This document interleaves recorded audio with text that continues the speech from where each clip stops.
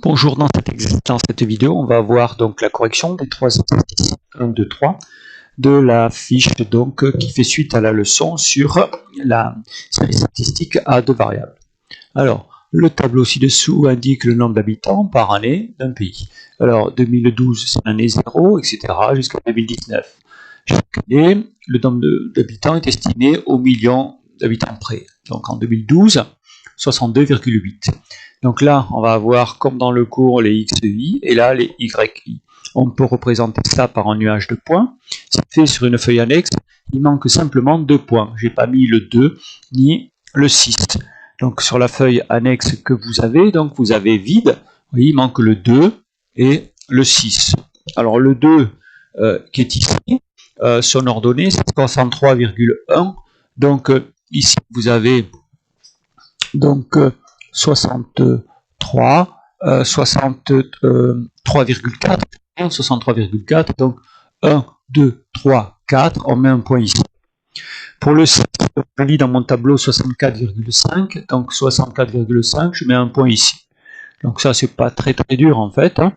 De toute façon, ces exercices ne sont pas très durs. Donc la correction, ici, voire annexe, donc je vous montre l'annexe, donc voilà, j'ai mis un point ici et un point là, en rouge, ce que comme je vous ai expliqué. Alors, on reprend l'exercice 1, construire à la droite D l'équation y égale 0,3, x plus 63.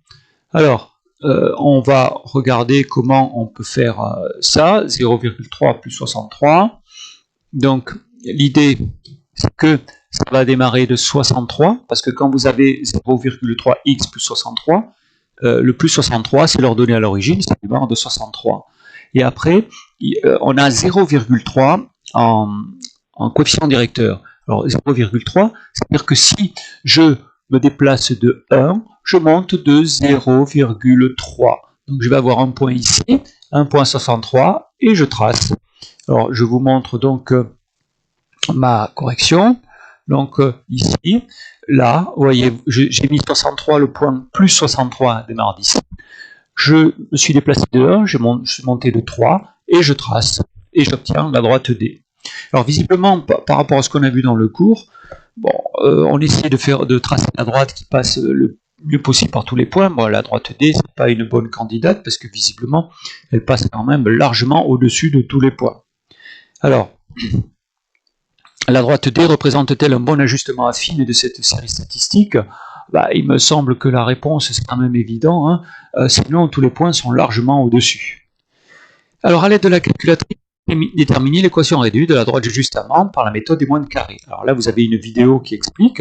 Je vous mets les réponses que j'obtiens avec la calculatrice. C'est à vous, et à vous, et à vous, je répète, de vous entraîner, et vous avez la vidéo qui vous explique. C'est pas quelqu'un d'autre de savoir-faire pour vous ici. Je ne peux pas vous réexpliquer tout le temps, sinon vous aurez besoin de quelqu'un qui vous réexplique tout le temps. Vous l'avez en vidéo, soit Casio, soit TI, soit Numwork. Il suffit maintenant de s'entraîner à le faire. Alors on arrondira les coefficients au millième. Moi j'ai trouvé à la calculatrice ce nombre-là, je vous les mets tous, comme ça vous voyez bien si vous ne vous trompez pas dans... Alors suivant les Numwork ou TI ou Casio, il se peut qu'il y ait moins de chiffres que ça. Moi je l'ai fait avec la calculatrice Casio en fait. Donc on arrondit au, alors je suis en train de lire, au millième, 3 chiffres après la virgule, 0,294, et là 62,808. Donc l'équation c'est celle-là. Ça c'est l'équation qui, si je pouvais la tracer, en fait, collerait le mieux possible avec la méthode des moines carrés au point du nuage de points. Selon ce modèle, estimer la population en millions d'habitants de ce pays en 2028. Alors en 2028, moi je mets 2028 moins 2012, ça fait 16. Et en fait, il faut bien voir pour voir si c'est bon, si je ne me suis pas trompé, ce qui peut arriver. Donc ici, en 2018, il y a 6, et 2028, je vais rajouter 10 de plus, hein, ça va faire 16. Donc ça marche aussi. Ici. Donc je vais... Ah bon, on peut le faire à la main, hein. Là c'est 0, 1, 2, 3, 4, 5, 6, et puis après 7, 8, 9, ça va faire 16. Et donc je vais remplacer dans mon équation, je vais remplacer le, vous voyez ici, EX par 16, le truc qui ne se voit pas bien, c'est un fois. Je calcule 67,512. J'arrondis à 3 chiffres après la virgule, puisque bon, il n'y a pas d'indication, donc je prends l'initiative. En 2028, je fais une phrase, il y aurait 67,512 millions d'habitants, suivant la droite de régression que la calculatrice m'a donnée. Selon ce modèle, en quelle année l'estimation de la population de ce pays dépasserait-elle 70 millions d'habitants? Alors il faut être capable de faire une petite équation. Quand ça va être supérieur à 70, je fais passer ça de l'autre côté, ça devient moins 62,808. Je calcule, je divise par 0,294. Ça ne change pas le sens de l'inégalité ou de l'inéquation parce que c'est positif. Je prends une calculatrice, ça me donne 24,46. Il faut que x soit supérieur à ça. C'est à partir de x égale 25. Donc 2012 plus 25, c'est en 2037 que ça va dépasser. Vous voyez que l'exercice en lui-même est hyper simple, sauf si vous ne savez pas utiliser la calculatrice pour trouver la droite de régression, c'est-à-dire le A et le B. Hein, on fera un contrôle là-dessus. Les exercices sont relativement simples. Bon, si vous voulez, ça peut amener une super note. Hein. C'est toujours à peu près pareil. Alors, on va passer à la correction de l'exercice 2. Alors, l'exercice 2, on parle... Hop, je suis allé un peu vite. Exercice 2, on parle d'un parc zoologique qui propose une visite des coulisses. Bon, alors... il a constaté en fait que s'il fait payer 7 euros, il a 82, 9,78 €, on s'aperçoit que plus c'est cher, moins les gens y vont. Hein. Représenté dans le repère donné, à l'annexe 2, à rendre avec la copie. Au passage, je vous indique que ce sont des exercices qui ont été dans ce qu'on appelle les EC3, c'est-à-dire les épreuves communes que vous auriez dû passer en fin d'année, mais que vous ne passerez pas. Bon, alors, donc c'est exactement le niveau que l'on demande. Le nuage de points, de coordonnées x, y, i, est placé le point moyen G. Alors le point moyen, on l'a dans le cours, on verra ce dont il s'agit. Donc vous avez ça, la feuille peut-être sous les yeux, vous avez peut-être fait, on va voir un annexe. Alors l'annexe, c'est quoi? C'est le 2 est ici. Hein. Donc en fait, on a ce graphique-là, là, ici. Donc celui-là, je le déplace ici. Hop, c'est ce graphique-là en fait. Hein. Vous avez déjà le nombre de clients et puis déjà 1 euro. Alors ici, c'est facile, ça va de 2 en 2. Là, c'est 10. Alors, 1, 2, 3, 4, 5. Ça fait 5 carreaux, ça fait 10.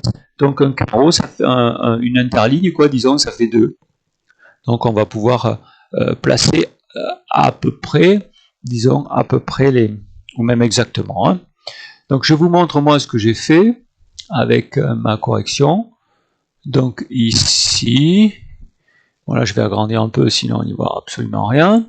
Voilà, ici. Alors, le premier point, donc pour 7 qui est ici, donc 7 qui est ici, je suis monté jusqu'à 82, donc c'est 80 et un carreau de plus. Ça ne se voit pas trop, mais je vous explique en même temps.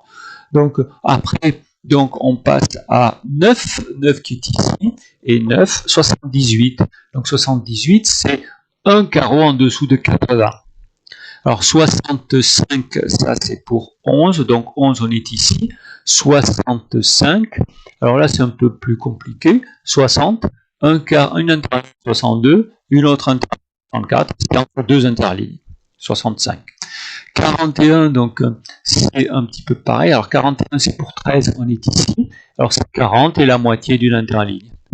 Bon, il est évident qu'un graphique, hein, si on veut le faire rentrer dans une feuille, bah, il y a un moment, il faut serrer, et puis des fois, c'est pas très précis. 15, c'est 20. Alors 20, c'est précis pour le coup. Voilà, on a fait la première question, sauf qu'il manque le point moyen. Alors le point moyen, d'abord, avant de le placer, il faut le calculer. Donc je reviens à ici. Il faut calculer, alors vous l'avez dans votre cours, le point moyen, c'est la moyenne des x et la moyenne des y. Il y en a 5, hein, on fait 5 plus 9 plus 11 plus 13 plus 15, on divise par 5, ça fait 11, et là, ça fait 57,2. Je dois placer au point 11, 57,2. Alors 11, 57,2, 11, et je prends Donc 57 ici. Alors, à peu près, je vais placer 57, 50, 52, 54, 56, et une interligne demi-interligne de plus, 57. Et bien sûr, je peux pas, le virgule 2, je peux pas le mettre. Hein. Donc, c'est du graphique, donc je peux pas mettre le 50, le 52. Par contre, ici, je mets pas 57, mais 57,2, puisque ça tombe juste. Voilà, donc ça, c'est la première question. Petit 2, à l'aide de la calculatrice, c'est toujours pareil, on va faire, alors on va trouver, moi je trouve ces deux résultats, entraînez-vous, entraînez-vous, entraînez-vous. Hein, donc ici on trouve et on répond l'équation de la droite, y égale le a, x plus b. Qu'est-ce que j'ai oublié? J'ai pas oublié quelque chose là? Dites-moi. Ok, j'ai oublié le x. Hein, une équation, il y a le A, le X et le B. J'ai oublié le X ici. Donc vous l'avez certainement vu. Alors, dans toute la suite du problème, on prendra comme ajustement affine la droite d'équation y égale moins 8x plus 146. On s'aperçoit que c'est pas si mauvais que ça, parce qu'en fait on a arrondi, moins 8 et 146. Alors, construire la droite D. Alors, la droite D, on a 8x plus 146. Si vous avez retenu ce que je vous ai dit du premier exercice, on va démarrer donc de 146.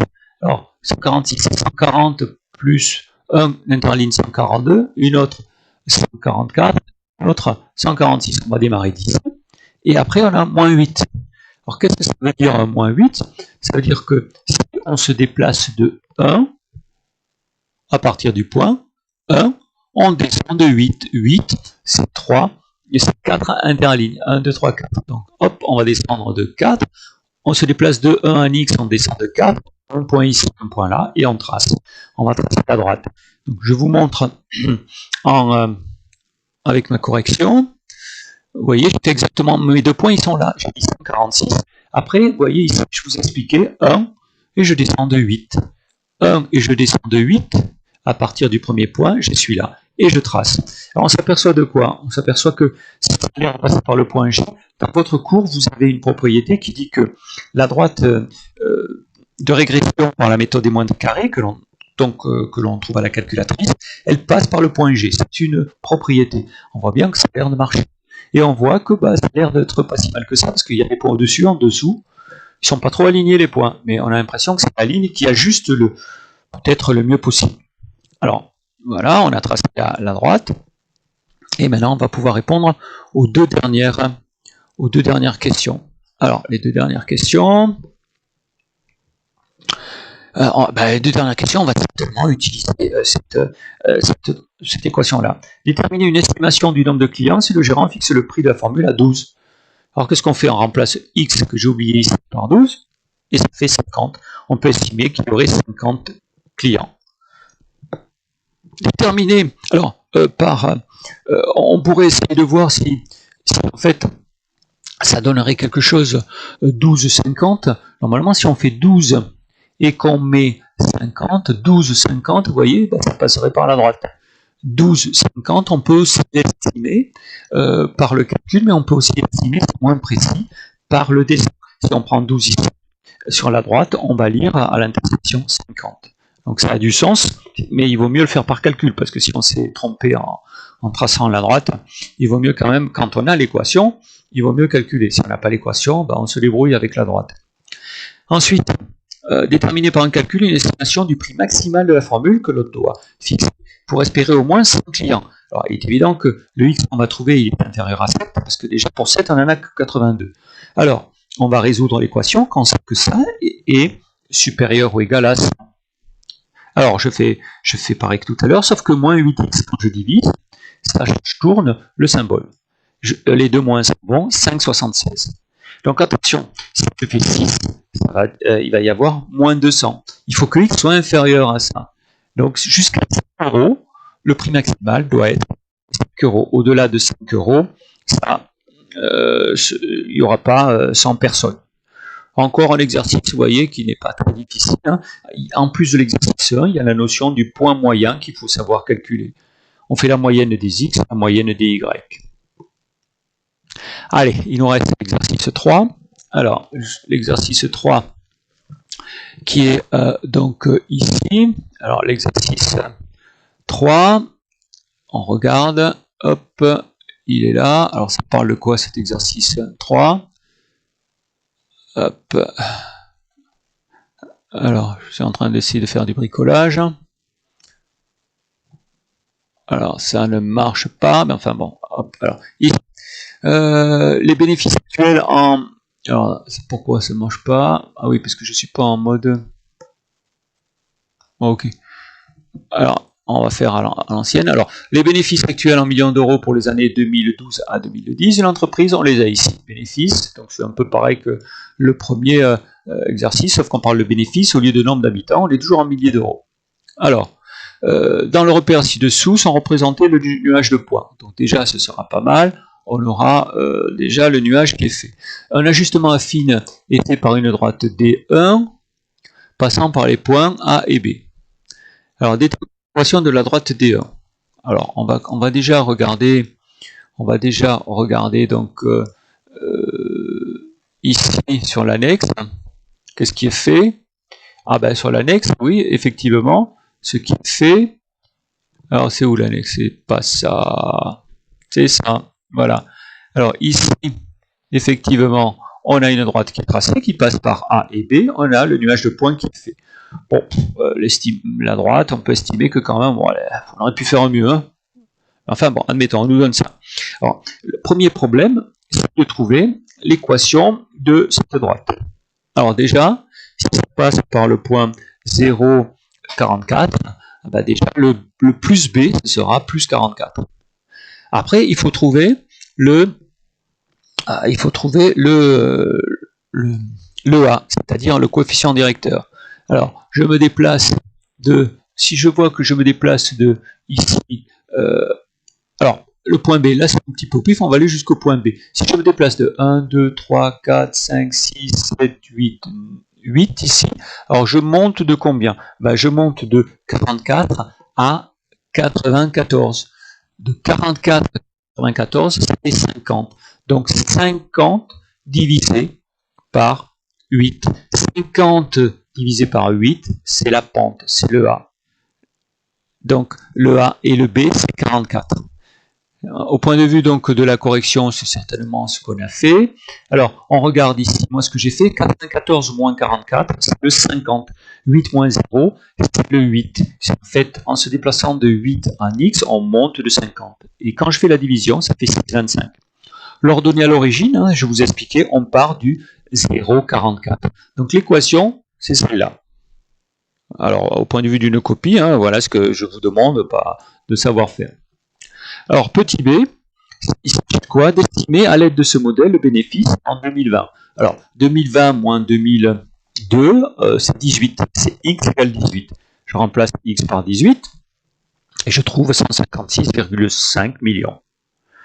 Alors, modélisation par la méthode des moines carrés. Là, on va utiliser la calculatrice pour calculer le A et le B avec la méthode des moines carrés. Là, on nous a donné une droite. Hein, bon, on a vu que c'était pas forcément peut-être la meilleure, mais en tout cas, elle n'était pas si loin de passer parmi tous les points. Je remontre. C'est pas ça. Donc, je remontre le truc. Voilà, elle passait des fois au-dessus, des fois en dessous, mais on peut penser qu'on aurait pu peut-être pousser un peu ici, faire un petit peu mieux là. Bon, alors, la calculatrice nous calcule la meilleure droite avec la méthode des moines carrés. Donc ici, je trouve ça. Entraînez-vous, entraînez-vous, entraînez-vous. Hein, je le dis 3 fois, parce que comme ça au moins, on ne pourrait pas dire que je ne l'aurais pas dit. Donc, ici, le A, j'arrondis à 3 chiffres après la virgule, c'est ce qui est demandé. Alors là, comme ça tombe à ça tombe comme ça. Alors, je pourrais mettre ,200, mais bon, je laisse sous cette forme-là, et je n'ai pas oublié cette fois le X. Alors, sachant qu'en 2020, la multinationale a réalisé un bénéfice annuel de 147,9. Quel est le meilleur modèle? Alors, je vous rappelle qu'avec le modèle 1, on avait trouvé ça. Le modèle 2, on va remplacer par 18, le même 18 qu'ici. On trouve 148,96. on s'aperçoit que le modèle 2 est plus proche de 47,9, donc le plus pertinent semble être le modèle 2. En utilisant le modèle 2, déterminer à partir de quelle année l'entreprise peut espérer un bénéfice annuel de plus de 200 millions d'euros. Alors c'est exactement pareil, hein, de plus, donc je ne mets pas égal. On a déjà vu ce genre d'inéquation-là. Donc on fait ça, on trouve 26,8. Donc il faut aller jusqu'à 27 ans de plus. Je fais 2002 plus 27, 2029, à partir de l'année 2029. Vous voyez que ces trois exercices se ressemblent et qu'ils sont basés sur, en fait, quand même, la calculatrice. À un moment donné, il faut savoir faire ça. Sur la calculatrice, trouver le A et le B.